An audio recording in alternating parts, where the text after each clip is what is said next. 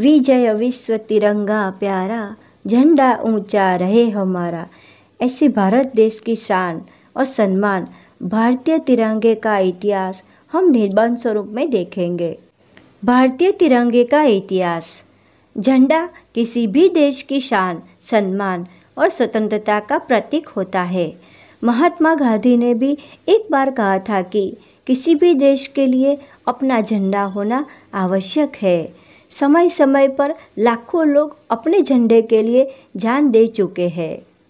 भारत में पहली बार अनाधिकारिक रूप से झंडा लहराने से लेकर आधिकारिक तौर पर लहराने तक कई बार राष्ट्रीय ध्वज ने अपना स्वरूप बदला है। अंग्रेजों से भारत को आज़ाद कराने के संघर्ष में राष्ट्रभक्तों ने इसकी ज़रूरत महसूस की।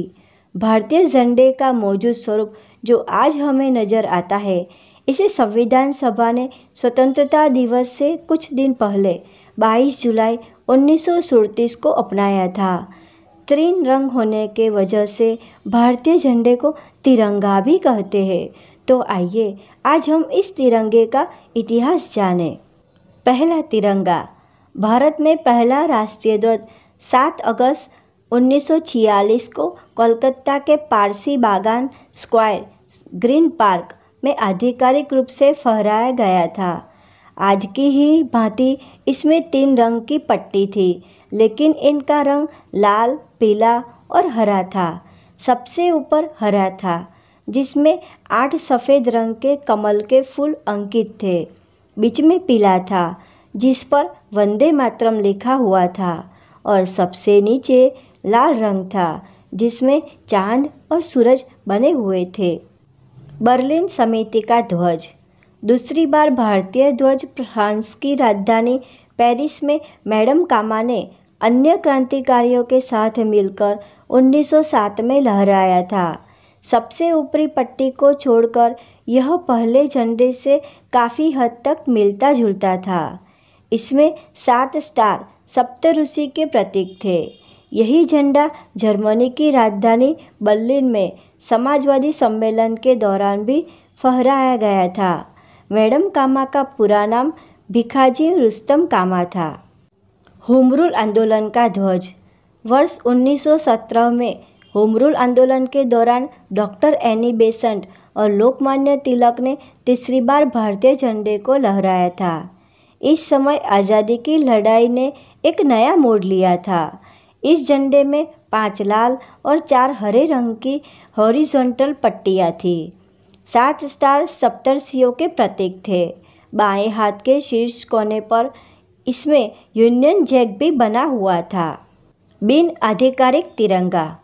वर्ष 1921 में बेजवाड़ा, हल्का विजयवाड़ा में अखिल भारतीय कांग्रेस कमेटी के सत्र के दौरान आंध्र प्रदेश के युवाओं ने एक झंडा तैयार किया और इसे गांधी जी के पास ले गए। इसमें 2 रंग से लाल और हरा, जो मुख्य 2 समुदायों हिंदू और मुसलमानों का प्रतिनिधित्व करता था। इसमें चरखा भी था, जो राष्ट्र की प्रगति का प्रतीक था। भारत के अन्य समुदायों के प्रतिनिधित्व को दर्शाने के लिए गांधी जी ने इसमें सफ़ेद रंग को जोड़ने का सुझाव भी दिया था।